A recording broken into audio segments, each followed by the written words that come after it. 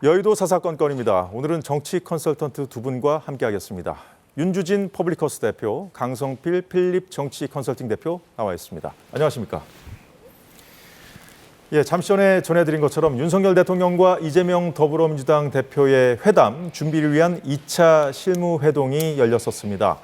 하지만 의제 선정부터 난항을 겪고 있습니다. 당초 양측은 민생 문제 해결을 의제로 삼기로 했지만 민주당이 대통령의 사과와 특검법 수용 등을 제안하면서 신경전이 이어지고 있는 상황입니다.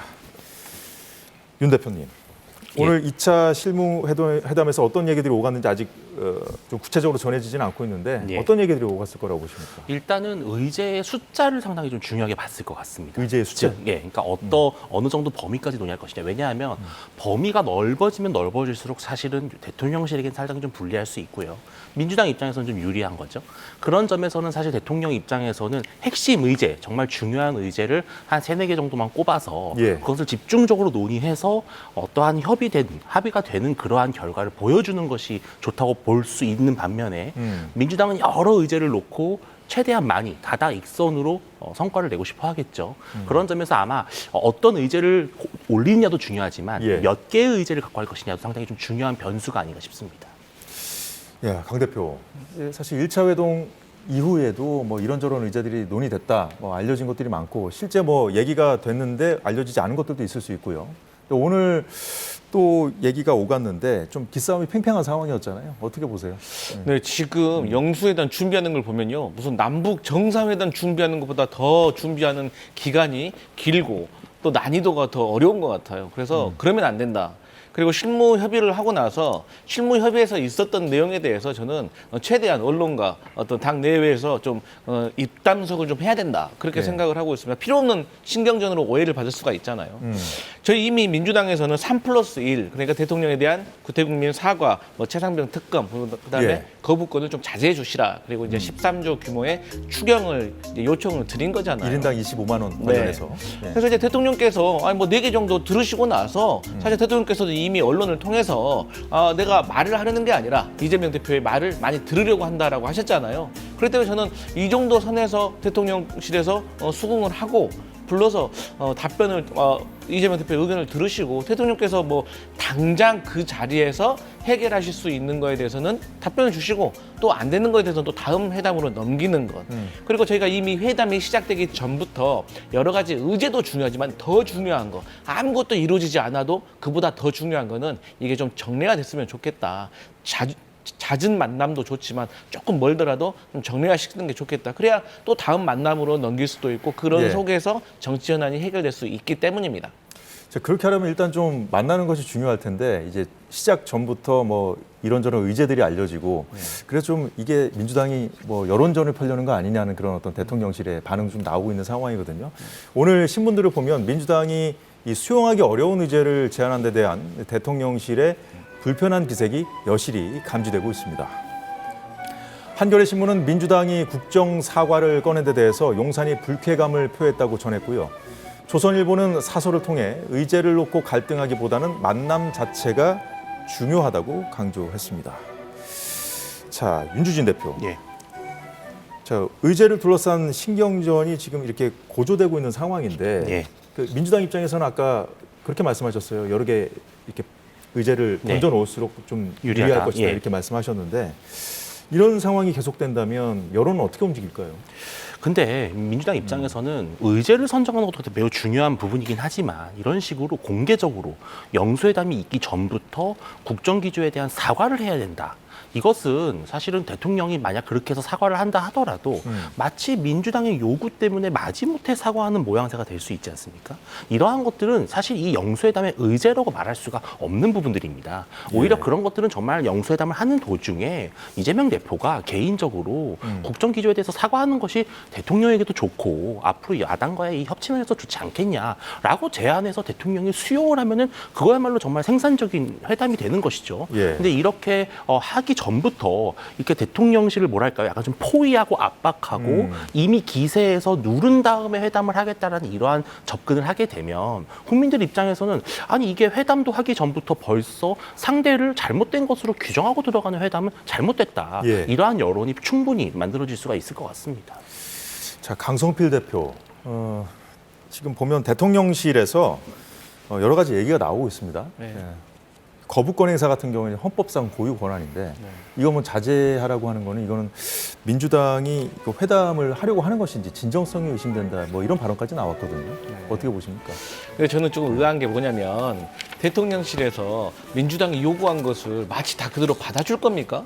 그거 아니잖아요. 그러니까 민주당은 민주당 나름대로 고민해서 의제에 대해서 얘기를 하는 것이고 대통령실은 또 민주당의 의견을 들어서 본인들이 할 수 있는 한도 내에서 최대한의 성의를 보이는 거예요. 그러면 된 겁니다. 민주당도 그것을 던질 때 100%다 대통령께서 받아주시겠지라고 기대하지 않고 있어요. 예, 그리고 기대하지 않겠죠. 네. 분명히. 그런데 왜 이렇게 이제 여론에 네. 이런 의제들을 어떤 것들을 이렇게 제안을 했는지 이렇게 흘리니까 다 나오는 거 아니겠어요? 네.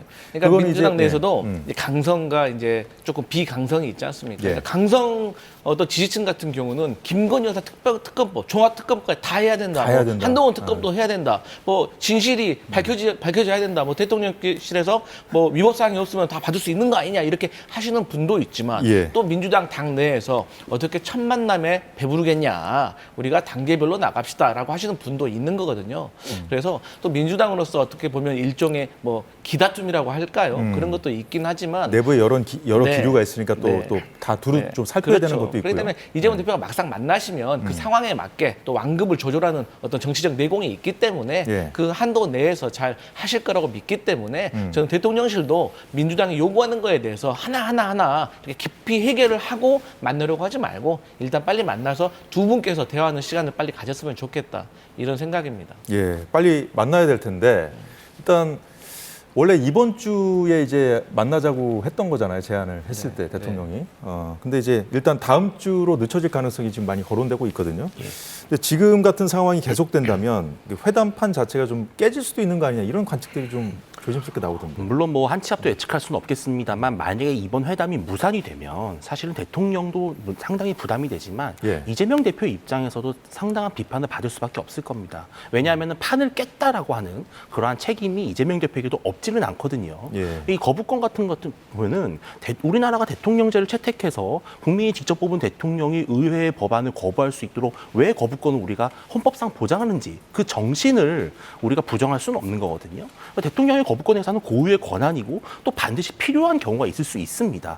이러한 상황들을 전반적으로 봤을 때 저는 이렇게 실무회담이 조금 난항을 겪고 있지만 예. 아마 이번 주말 사이로 조금 더 직접적인 소통 채널을 통해서 회담 의제를 정하고 아마 다음 주 정도에는 어느 정도의 가시적인 그런 일정이 나오지 않을까 기대를 합니다. 예, 일단 그러면 윤 대통령과 이재명 대표가 일단 만나는 모습이 이제 TV를 통해 방송이 되면 일단 대통령실 입장에서는 어떤 유리한 상황이라고 보시는 저는 건가요? 이재명 대표에게도 상당히 좋은 신호가 될 겁니다. 어쨌든 지금 국민들이 이 극심한 정치적 갈등과 대립에 대해서 매우 피로도가 높은 상황인데 예. 대통령과 야당 대표가 일단 만나는 것 자체만으로도 국민들에게는 큰 희망을 줄 수 있다고 생각을 합니다. 만나는 것만으로도 큰 희망을 줄 수 있다. 근데 이제 앞서 말씀하신 건 이제 만약에 판이 깨진다면 이재명 대표에게도 부담이 될 수밖에 없다는 말씀을 해주셨는데, 근데 이제 민주당 일각에서는 판이 깨지더라도 예를 들어서 성과가 없이 그냥 끝나더라도 우리는 이렇게 요구할 거 다 했는데 대통령이 안 받아준 그런 모양새가 되기 때문에 뭐 잃을 게 없다. 대통령이 오히려 더 불리하게 될 것이다. 그렇게 되면 이런 관측도 있던데. 사실 뭐가 이제 맞는 걸까요? 노골적인 표현은 겸손하지 못하기 때문에요. 국민들에게 안 좋은 영향을 줄 수가 있다, 이미지를 줄 수가 있다. 그래서 그런 표현은 좀 자제해야 한다고 보고요. 예. 일단 두 분께서 만나시면 대통령께서도 국민과 야당에게 변하는 모습을 보여줬기 때문에 일단 대통령께도 좋은 모습, 좋은 영향을 줄 것이고요. 그다음에 대통령이 영수회담 이후에 이루어지는 어떤 변화에 대해서는 그야말로 이재명 대표가 얻어낸 성취적인 결과입니다. 그렇기 때문에 윤석열 대통령으로서는 국민들께 변하는 모습을 보여드려서 좋고 야당으로서도 어떤 성과물을 만들어서 줬고 그야말로 이게 윈윈이거든요. 이걸 서로가 잘 알고 있고 하지만 만약에 예. 이거 판이 깨져버린다. 그럼 대통령으로서는 지금 지지율에서 더 붕괴가 돼버린다고 하면 국정을 운영할 수 있는 동력이 깨지기 때문에 사실 조금 더 다급한 것은 윤석열 대통령 측이지만 그럼에도 불구하고 이재명 대표도 8번이나 만나자고 했고 기꺼이 만나고 있다고 했기 때문에 예. 이재명 대표로서 부담이 클 수밖에 없는 거기 때문에 저는 이게 판이 깨질 거라는 것은 조금 기대하기 어렵다 이렇게 보고 있습니다. 이제 좀 고민 지점, 이재명 대표의 고민 지점이라고 한다면 이제 그 당내 이제 강경파들의 목소리 그것도 좀 무시할 수가 없지 않습니까? 선거 때 구호도 좀 세게 했고 네. 했기 때문에 네. 일각에서는 이제 그 무슨 이제 지금 최상병 특검법 가지고 이제 대통령실하고 얘기가 오가지 않습니까? 그런데 김건희 여사 특검법을 비롯해서 뭐 다른 특검법까지 다 해야 된다. 아까 말씀하셨듯이 네. 그런 얘기가 국민의힘 내부에서도 좀 전향적으로 좀 어차피 야당이 공격하는데 예. 좀 털고 가야 된다 이런 얘기들이 나오잖아요. 예. 보수 매체에서도 최상병 특검법이나 김건희 여사 특검법을 대통령이 선제적으로 받는 것이 유리하다. 나중에 혹시나 뭐 이탈표가 나와가지고 이렇게 통과되거나 한다면 더 부담스러울 수밖에 없기 때문에 그런 얘기들이 나오거든요. 예. 어떻게 보세요? 근데 이것은 사실은 좀 장기적으로 봤을 때는 이 특검이라고 하는 것이 우리가 늘 강조하지만 특검이라고 하는 것은 늘 별건의 수사를 계속 할 수 있는 그러한 아주 위험성이 크기 때문에 예. 이 최상병 특검이 본의 아니게 자칫 다른 방향으로 불똥이 튀어서 국정을 상당히 어렵게 만들 수 있다는 그러한 이 우려가 있거든요. 예. 저는 물론 이 특검법을 받음으로써 어떤 여론의 그 돌파구를 찾는 것도 방법이 될 수 있지만 대통령이 이러한 정도 톤은 어떨까든 제안을 하는 것이 예. 이 최상병 문제라든지 아니면 김건희 여사 본인의 배우자의 문제에 대해서 앞으로 어떤 검찰의 수사 또 공수처의 수사에 대해 엄정한 중립을 당부하고 대통령실 차원에서 오히려 그런 부분을 잘 챙기겠다. 예. 그런 식의 대국민 약속 정도만 나가더라도 민주당이 원하는 그러한 의제는 어느 정도 달성했다라는 평가를 전 받을 수 있을 거라고 봅니다. 예. 자, 그런데 이제 현실은 대통령실의 입장은 절대 불가하잖아요. 근데 이제 그런 상황들 그리고 야당 내 여러 가지 기류까지 감안해서 이제 이재명 대표도 이 문제에 대해서 좀 절충안을 마련해야 될 텐데 어떻게 해야 된다고 보시는지요? 근데 대통령께서 분명히 기억을 하셔야 되는 게요. 이게 밀려서 받잖아요. 떠밀려서 받으면 더 큰 걸 내놓아야 돼요. 지금의 대국민 사과라든지 아니면 영수회담이라든지 이런 문제들이 그 전에 선거 전에 있었으면 얼마나 좋았겠습니까? 하지만 선거의 참패, 지금 이번 선거의 어떤 결과를 두고 민주당의 압승이라고 말하지 말자. 윤석열 정권의 참패라고 얘기를 하거든요. 그래서 밀려서 받으면 더 큰 것을 내놓아야 되기 때문에 예. 빨리 받으시는 게 좋다. 그리고 앞서 거부권에 대해서 얘기가 나왔는데 거부권 일반 법률도 물론 거부권을 남발해서는 안 되지만 지금까지 역대 대통령들이 본인 가족과 관련된 어떤 특검법에 대해서는 거부하지 않으셨어요. 그래서 지금 김건희 여사와 관련된 특검법도 진행해야 되는 거다 이렇게 주장을 하는 것이고 두 번째로 최상병 특검과 관련해 가지고는 공수처에서 수사를 하고 있지만 지금 최근 대통령실의 공직기강 비서관이 국방부 법무관리관에게 전화를 했다는 이게 드러나고 있고 추가적인 의혹들이 사실로 드러나고 있는 부분이 있거든요. 그렇기 때문에 이것은 민주당만의 문제가 아니라 야권의 어떤 전체적인 동의가 있는 거기 때문에 이것마저도 대통령께서 거부하신다 그러면 더 큰 대가를 치러야 될 수가 있기 때문에 여당 안에서도 이런 얘기가 나오고 있다는 점을 좀 아셨으면 좋겠다 이런 말씀 드리겠습니다. 예, 대통령실의 반응을 보면 그나마 일부 뭐 수용 가능성을 내비치는 의제가 이 전국민 25만 원 민생 회복 지원금이거든요. 자, 그런데 이 문제도 지급 규모라든가 어떤 방식, 대상 등을 두고 입장차가 분명하거든요. 예. 가능성 얼마나 보십니까? 근데 저는 이런 25만 원 지급관 같은 경우는 어떻게 보면은 이 정부에서 수용을 했을 때 그 효과가 어떤 만약에 부작용이 발생하게 되면 그 책임이 역시 오롯이 민주당이 또 갈 수 있는 부분이거든요. 그런 점에서는 대통령으로서는 어떠한 정책적 실험 차원에서 좋다. 민주당에서 그러한 요구를 한다면 내가 한번 시행해 보겠다라는 식으로 전격적으로 수용할 가능성이 좀 있다고 봅니다. 그러나 이 전 국민까지 할 것이냐 아니면 어떤 특정 계층에 대해서 하위 몇 %까지만 주겠다고 하는 그러한 대안도 얼마든지 마련할 수 있기 때문에 예. 예를 들어서 뭐 아주 뭐 대기업 뭐 재벌 회장님까지 25만 원을 줘야 되는 것이냐 이런 아주 근본적인 질문이 나올 수 있거든요. 그런 점에서는 충분히 민주당도 조금의 의제 조율은 가능하지 않을까 예상을 합니다. 이 민생 회복 지원금 관련해서는 어제도 저희가 개혁신당이 반대한다고 전해드렸는데 오늘 새로운 미래에서도 반대 입장을 분명히 했거든요. 이석현 비상대책위원장이 전 국민 25만 원 지원금은 정쟁이다. 근본적인 고민이 결여된 포퓰리즘의 끝은 국가 소멸이라는 표현까지 썼습니다. 자, 이런 소수 야당들의 입장도 영향을 미칠지 모르겠습니다만 민주당 안에서는 뭐 다른 쟁점들은 너무 좀 이렇게 절충안을 당장 찾기가 어려우니까 이거라도 좀 관철시키자 이런 기류도 있다면서요. 실제 그렇습니까? 그렇습니다. 이게 사실 지금 정부 지출이 2%인데 물가 상승률이 3%예요. 그러니까 민간 소비가 위축되면 정부가 지출해서 좀 물가를 살려야 되는 거죠. 내수를 살려야 되는 것이 기본 경제 아니겠습니까? 그리고 대통령께서 저희 민주당이 보시기에는 민생 토론회를 26회 정도 하시면서 최소한 적게 잡아도 45조 이상을 약속을 하셨어요. 그렇기 때문에 저희 민주당으로서 과연 13조가 나라의 운명을 좌우할 만큼의 큰 액수인가에 대한 고민이 있는 거고요. 저희가 과거 코로나 때도 지급을 제가 지자체에서 한번 담당해봤는데요. 예. 보면 이 선별하는 게 매우 어렵습니다. 그리고 그런 과정에서 어떤 갈등 상황도 많이 나고요. 그렇기 때문에 전 국민에게 빠른 시간 내에 어떤 일정한 기간을 줘서 지급하는 것도 사실 빠른 내수 경기를 회복시키는 데 좋은 방법인데 어떤 대통령실과 어떤 정부와 의견이 안 맞다고 하면 액수 조정 정도는 할 수 있는 게 아닐까? 저는 그런 생각은 해봅니다. 예, 지켜보도록 하죠. 예, 지금부터는 국민의힘 상황 살펴보겠습니다. 전당대회를 준비할 관리형 비상대책위원회를 출범시키는 거로 가닥을 잡았지만 당장 비대위원장을 맡겠다는 사람도 없고 전당대회 전에 총선 패배에 따른 당 쇄신부터 해야 된다. 비대위를 혁신형 비대위로 가야 한다는 요구가 끊이질 않고 있습니다.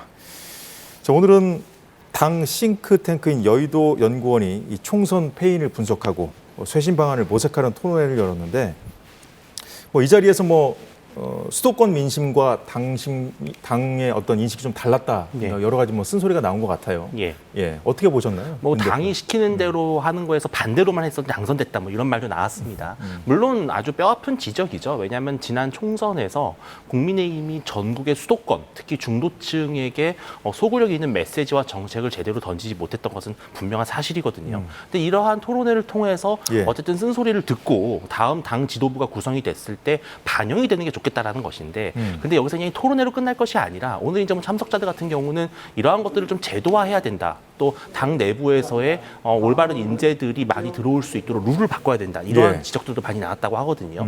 이러한 것들을 그냥 스쳐 지나갈 것이 아니라 꼭 다음 원내대표 그리고 또 다음 당대표가 이런 부분을 좀 꼭 실천에 옮겼으면 좋겠다. 그런 기대를 합니다.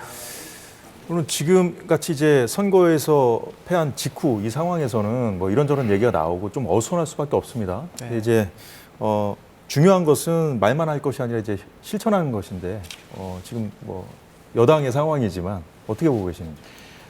이제 사실 여러 가지 정책이라든지 어떤 행동의 변화가 수반이 되어야 되는데 국민들이 느끼기에 그리고 당원들이 느끼기에 가장 빠른 변화의 시작은 인물이거든요. 그렇기 때문에 인물은 어떻게 변해야 되느냐? 사실 윤석열 대통령의 어떤 일방적인 어떤 국정 운영에 대한 불만 그리고 일방적인 어떤 고집불통의 모습 그런 것 때문에 선거에서 참패를 했다는 어떤 반성이 있기 때문에 그러면 이것을 어떻게 해결할 것인가? 그럼 윤석열 대통령에게 할 소리는 하고 또 견제할 건 견제하고 또 협조할 건 협조할 수 있는 인물이 지도부가 되어야 된다라는 예. 것이 저는 국민의힘의 선거 참패 이후의 해결 방법이라고 생각을 해요. 그런데 지금 현재 돌아가는 모습을 보면 벌써 전당대회 룰부터 당원 100%냐 아니면 여론조사 50을 섞느냐 30을 섞느냐 이런 논의 자체가 국민들과 당원이 보기에는 아직도 어떤 기득권들이 그 기득권을 놓지 않으려고 하는 모습으로 비춰지기 때문에 내부자들 그리고 특히나 낙선하신 분들이 보시기에는 상당히 답답할 수밖에 없는 상황이다. 그래서 이런 문제는 다시 말씀드리지만 새로운 인물로 좀 첫 번째 예. 변화가 시작돼야 된다 이렇게 보고 있습니다. 그 인물이라고 한다면 이제 새 지도부를 누가 맡게 될 것인가? 그 부분을 말씀하신 것 같은데 새 지도부 구성을 앞둔 국민의힘에서는 당대표 나경원, 원내대표 이철규, 이른바 나이 연대설이 계속 흘러나오고 있습니다. 이에 나경원 당선인이 입장을 밝혔는데 들어보겠습니다. 이건 아닌데 하는 생각이 들고요. 내가 꼭 당대표를 이 부분에 대해서는 아직 제가 결심을 해본 적도 없고 아직 그렇게 그 부분에 대해서 자세히 고민한 적도 없고요. 그래서 연대니 이런 부분에 대한 표현에 대해서는 좀 이건 아닌데 하는. 예, 윤주진 대표께 여쭤보겠습니다. 이 나당선인은 물론 예. 그리고 또 이철규 의원까지 당사자들이 아니라고 이제 손사래를 친 상황인데 예. 어떻게 보면 이제 총선 패배에 따른 여권의 어떤 역학 구도의 변화라고 할까요? 이제 예. 수도권 당대표 그리고 강원 하지만 친윤 핵심이지 않습니까? 예. 그렇다고 해서 친유를 완전히 또 이렇게 하기도 어렵고 대통령의 영향력이 그대로 살아있는 상황인데 네. 이걸 무시할 수도 없지 않습니까? 어떻게 보세요? 그러니까 이제 일각에서는 이런 계산들을 하는 것 같아요. 그러니까 당대표를 지금 친윤에 인사하는 것은 말이 안 되는 것이죠. 총선 참패의 원인이 어쨌든 대통령실에 있다라는 인식이 강하니까요. 예. 근데 그렇다면 원내대표까지 그렇다면 일종의 비윤으로 가게 되면 너무 당과 용산이 분리되는 것이 아니냐. 서로 그렇게 해가지고 집권 여당이 정부와 협업할 수 있겠느냐라고 하는 걱정이 있는데 근데 그럼에도 불구하고 많은 보수 시민들도 과연 이 원내대표의 찐윤이라고 하는 그러한 분이 하시게 되면 이 원내 지도부와 또 당 지도부 간의 어떤 분리 이러한 것도 걱정이 될 수 있다. 그렇기 때문에 이쯤에서 지금 이 대목에서는 이른바 친윤은 최소한 좀 자리를 예. 나오지 않는 것이 좋지 않겠느냐라는 인식이 좀 강한 것 같습니다. 그럼 어떻게 보면은 이 나이 연대도 어떻게 보면 절충안 비슷하게 나온 그런 흐름이라고 봐야 돼요. 근데 나이 연대에 대해서 나경원 당선인도 그렇고 이철규 의원도 그렇고 손사래를 쳤거든요. 전혀 예. 사실 무근이고요. 그리고 또 제가 봤을 때는 오히려 이 프레임이 저는 이철규 의원에게도 그렇게 유리하진 않을 거라고 봐요. 왜냐하면 예. 본인이 원내대표를 하고 싶어서 비윤 인사와 손을 잡았다라고 하는 상당히 좀 전략적인 행보로 보일 수 있거든요. 아. 예, 저는 그래서 이것이 어떻게 보면은 이 나이 연대라고 하는 프레임을 만들어서 본인이 당대표에 나오고 싶어하는 다른 일각에서 예. 만든 프레임이 아닐까라는 그렇게 그러한 보시는군요. 예상도 해봅니다. 사실 22대 국회 상황이 굉장히 어렵지 않습니까? 당내 이탈표가 나가지 않도록 좀 단속해야 되는 그런 역할도 해야 될 것이고 정말 그 어깨가 무거운 상황인데 네. 이렇게 계속 나오는 그 연대설에 대해서 당사자를 부인한 상황 네. 예, 어떻게 보셨습니까? 저는 지금 현재 국민의힘의 상황은요, 이름까지 바꿔야 될 상황이에요. 그 이유는 무엇이냐면 다 알고 있잖아요. 지금 선거에 참패한 이유에 대해서. 그래서 아마도 저는 당대표든 원내대표든 대통령과 거리가 있으신 분들이 해야 되고 수도권의 민심을 예민하게 청취할 수 있는 분이 해야 되는 거예요. 예. 그런데 지금 더 위험한 상황이 무엇이냐면 대통령 비서실장으로 정진석 전 의원이 됐단 말이에요. 이분 친윤계 어떻게 가장 맏형 아닙니까? 또 이분 강성인 스타일이잖아요. 그런데 이분이 비서실장인데 만약에 원내대표까지 윤석열 대통령과 가까운 이철규 의원이 된다고 하면 만약에 대통령과 조금 거리감이 있는 나경원 당선인이 당대표가 된다고 한들 예. 이들 사이에서 어떻게 대통령실을 견제할 수 있겠습니까? 그래서 저는 당대표든 원내대표든 지금 현재 상황에서는 수도권에서 그리고 대통령과 약간 거리가 있는 분들, 대통령과 척질하는 게 아니에요. 대통령과 거리가 있는 분들이 할 말을 할 수가 있고 이런 분들이 변화의 시작을 이뤄낼 수가 있지 예. 이철규 의원까지 가세한다? 이거는 어떠한 이유로도 제가 봤을 때는 국민의힘이 변화하려고 하는 의지가 없는 것이다. 그렇게 볼 수밖에 없다고 봅니다. 지금 말씀하신 대로 이제 당 대표만 수도권 출신 중진이 맞거나 하면은 이제 저 용산과 이제 당 사이에 껴서 좀 역할을 하기 힘들다. 뭐 네. 이런 말씀이신 거잖아요. 그렇죠. 그래서 이제 나오는 것이 뭐 집단 지도 체제 얘기도 나오던데 예. 윤 대표는 좀 생각해 보신 게 있습니까? 근데 집단 지도 체제를 하게 됐을 경우에는 이른바 뭐 1등부터 5등까지 쭉 최고위원을 하는 것이거든요. 당대표까지. 근데 이게 과거에 2016년도 당시에 새누리당 김무성 대표 체제 때 그 집단 지도 체제를 했었어요. 예. 근데 그 당시에 어떤 광경이 펼쳐졌냐면은 당대표, 수석 최고위원, 그다음 최고위원 쭉 돌아가면서 발언을 하는데 서로 다 다른 이야기를 합니다. 그래서 정말 당이 국민들에게 보이기가 민망했던 그런 일들이 있었어요. 지금 현재 집단 지도 체제로 가게 되면은 또 그러한 새로운 분열의 불씨가 될 수 있거든요. 저는 그런 점에서는 좀 이러한 룰 변경은 좀 어렵다고 보고요. 예. 원내대표 관련해서 이런 말씀 좀 드리고 싶어요. 원내대표는 사실은 협상하는 자리입니다. 근데 협상하는 자리가 되려면 사실은 용산의 뜻도 잘 읽을 수 있어야 되고 때로는 용산에 가서 야당이 이런 걸 원하는데 이거는 받아야 된다라고 설득도 할 수 있어야 되거든요. 그런 점에서는 너무 용산 대통령실과 공감대가 없는 분이 돼버리면 예. 그러한 소통이 어려울 수도 있다. 이러한 현실적인 문제도 많은 국민의힘 의원들이 좀 고민하고 있는 지점인 것 그 같습니다. 말씀을 들어보니까 이 선거 패배에 따른 어떤 수습책으로서 무조건 친윤을 다 배제해야 된다. 이건 또 아니다라고 보시는 거군요. 그렇게 되면은 예를 들어서 정말 여당이 진정성을 갖고 야당과 협치를 하고 양보를 했습니다. 그런데 이것에 대해서 대통령실에서 불필요한 오해를 할 수가 있어요. 지금 국민의힘이 우리랑 완전히 갈라서려고 하는 것인가? 근데 만약에 친윤 원내대표인데 그러한 양보와 협치를 하게 됐을 때는 뭔가 이유가 있겠지. 이것이 정말 어쩔 수 없는 선택이었겠지라고 하는 그러한 공감대를 만들 수가 있거든요. 그런 효과는 분명히 있을 겁니다. 예, 잘 들었습니다. 이런 상황에서 한동훈 전 비대위원장이 이 전당대회에 출마할 것인가 여부, 현재로서는 가능성이 낮다는 게 대체적인 관측이지만 여전히 언론의 관심사인 것도 맞습니다. 관련 여론조사 결과 하나 보겠습니다. 폴리뉴스가 한길리서치에 의뢰해서 전국에 거주하는 만 18세 이상 남녀 1000명을 대상으로 4월 20일부터 21일까지 이틀 동안 전화 조사한 결과인데요. 한동훈 전 위원장의 연임, 그러니까 차기 당대표 출마에 대해 찬성한다가 42.8%, 반대 51.9%였습니다. 윤 대통령 지지층만 보면요, 찬성이 74.5%로 압도적으로 많았고요. 보수층에서도 과반을 넘었습니다. 자, 한동훈 전 위원장을 제외하면 어떨까? 당대표 적합도 조사를 한 전 위원장을 빼고 해봤는데 여기서는 유승민 전 의원이 가장 앞섰고요. 자, 그런데 한 전 위원장을 제외한 당대표 적합도, 대통령 지지층만 놓고 보면 어땠을까?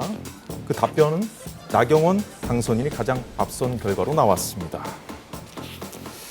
자, 이거 윤 대표께 먼저 여쭤보죠. 한동훈 전 위원장만 안 나오면 일단 나경원 전 의원이 앞서가는 상황인 건 맞습니다. 예, 압도적인 지지를 받고 있죠. 왜냐하면 이제 나경원 당선인이 과거에 원내대표 시절 때 상당히 그 패스트트랙 투쟁이라고 했었죠. 그러한 부분을 보면서 국민의힘 지지층에게 상당한 인기를 얻게 됐고 당원들의 압도적인 지지를 받았습니다.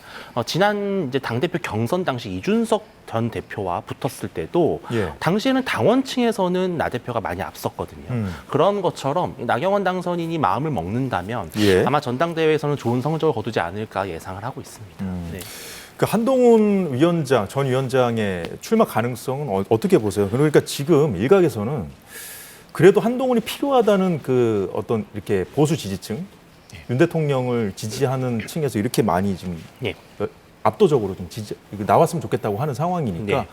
지금 그래도 나오는 것이 마지막 기회일 수 있다는 얘기가 계속 나오거든요. 지금 국민의힘 지지층에서는 총선 패배의 원인을 한동훈 위원장에게 두지는 않는 것 같습니다. 그러니까 즉 한동훈 위원장이 그래도 나름 열심히 했다, 선전했다 이렇게 보는데 예. 다만 중요한 것은 지금 한동훈 위원장은 명실상부한 대권 주자로 분류가 돼 있습니다. 그리고 최근에 뭐 대통령과의 어떤 식사 문제라든지 예. 약간의 갈등을 이미 노출해 버렸죠. 그런 상황이다 보니까 한동훈 위원장이 만약에 당대표를 맡게 되면 용산이랑 잘 지내기도 어렵고 그렇다고 잘 못 지내기도 어려운 아주 애매한 상황이 될 수 있어요. 예. 그럼 2년 내내 또 이 피로도가 쌓일 수 있거든요.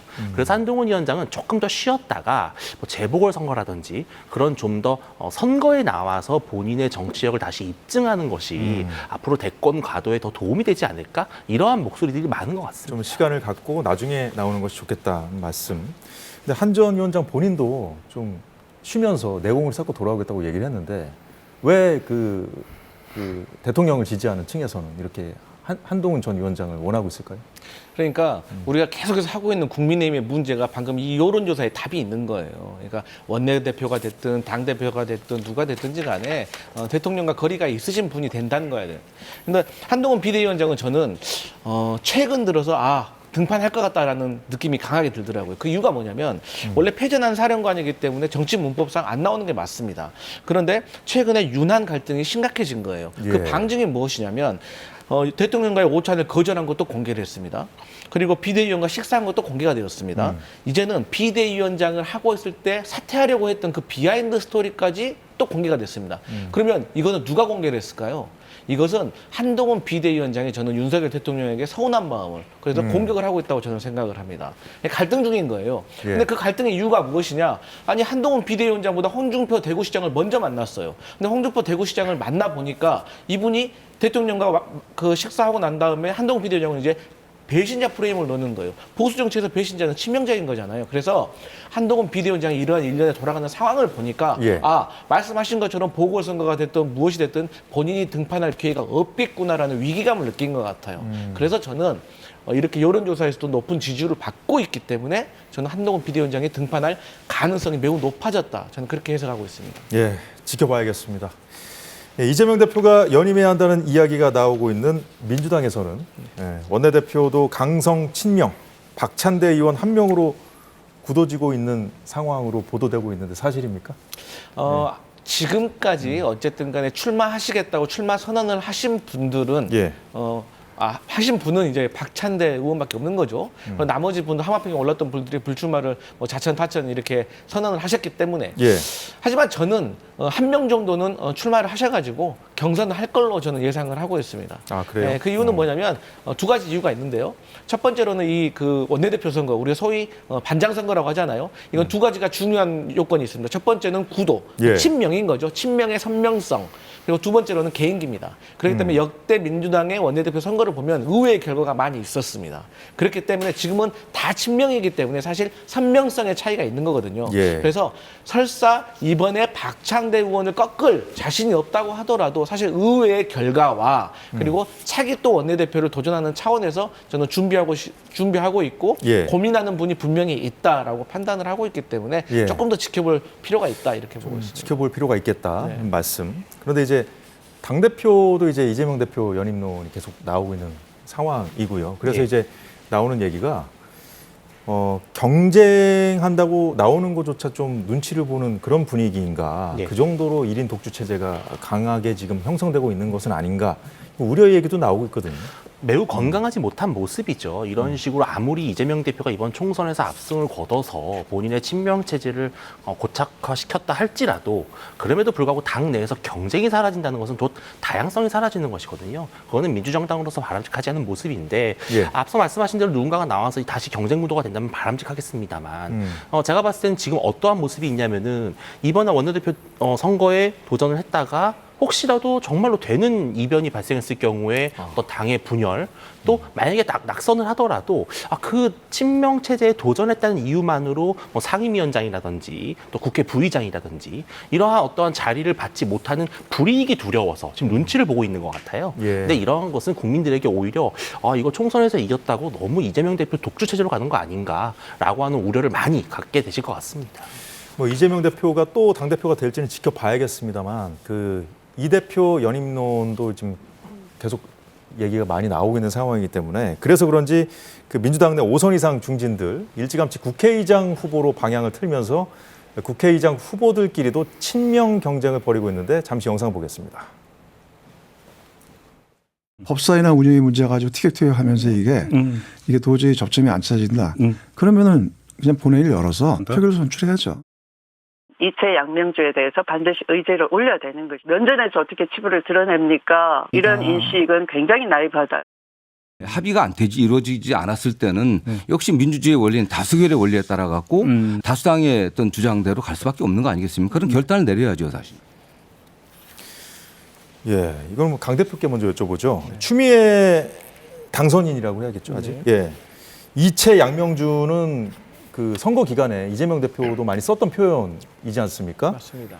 이태원 참사 특별법 그리고 최상병 특검법 그리고 나머지 양명주는 김건희 여사 관련된 그런 의혹들 네. 이것까지 다 지금 의제로 올리자는 거고 국회의장 후보로 나오겠다면서 좀 이런 얘기 하고 있는 거고 조정식 정성호 의원 같은 경우에는 법사위원장, 운영위원장 지금 민주당이 다 하겠다는 상황이잖아요. 그 상황에서 그런 것도 이제 다수결로 힘으로 밀어붙이겠다는 것이고 정성호 의원은 뭐 쟁점 법안 이런 거 이제 다수의 힘으로 하겠다는 건데 국회의장 후보로 나오겠다는 분들이 이런 식으로 좀 얘기 나오는 것도 좀 보기 드문 광경 아니겠습니까?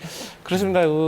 민주당 내에서 사실 누가 이재명 대표와 더 가까운가, 누가 이재명 대표의 마음을 사로잡고 있는가가 사실 국회의장이 됐든 원내대표가 됐든 다른 어떤 당직과 국회직의 어떤 결과를 가늠할 수 있는 잣대가 돼버린 건 사실인 것 같아요.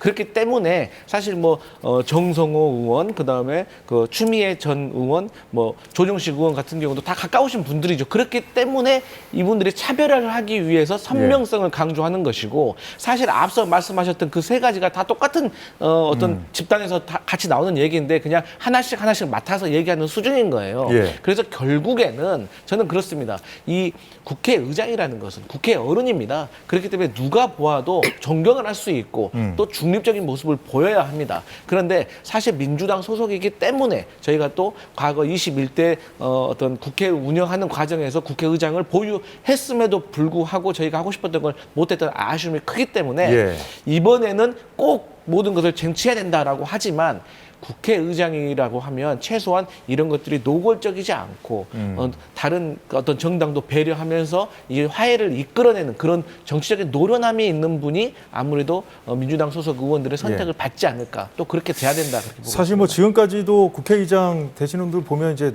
노련한 분들이 되어 왔잖아요. 그죠? 예. 그런데 이제 앞으로 22대 국회는 예. 정말 그 21대 국회보다 더 심한 극한 대치로 가지 않을까 예. 많은 분들이 우려하고 계신데 정말 국회의장의 역할이 정말 중요한 결정적인 그런 상황들도 나올 수 있지 않겠습니까? 어떻게 보세요? 어쨌든 국회를 전체적으로 운영하는 과정에서 일정을 짠다든지 예. 어떤 안건, 본회의의 안건을 결정한다든지 그런 우선순위를 정하는 문제에 있어서도 국회의장이 상당히 중요한 영향을 미치죠. 그런데 우리 법이 2002년도 3월에 국회법을 개정해서 예. 국회의장은 당적을 갖지 않도록 바꿨어요. 그 정신이 무엇이겠습니까? 아무리 야당 출신의 국회의장이라 하더라도 그 자리에 가는 순간은 무소속, 중립을 지켜야 되는 겁니다. 근데 저는 민주당에서 지금 현재는 막 선거 열기가 막 화끈하잖아요. 예. 그러니까 지금 이제 강경파에게 호소하는 그러한 목소리가 많이 나오고 있을 거예요. 그러나 실제로 민주당 의원들의 마음속에는 국회의장마저도 너무 강성으로 가게 됐을 때 오히려 역풍을 맞을 수 있고 예. 야권 독주라고 하는 프레임에 빠질 수 있다. 따라서 전반적으로 좀 여야를 아우를 수 있는 인품과 역량을 가진 사람에게 결국은 표심이 몰릴 거라고 저는 그렇게 기대하고 있습니다. 예, 22대 국회의원 상으로 마무리하셨네요. 예. 자, 오늘 여의도는 여기서 마무리하도록 하겠습니다. 윤주진, 강성필 정치 컨설턴트가 함께해 주셨습니다. 고맙습니다.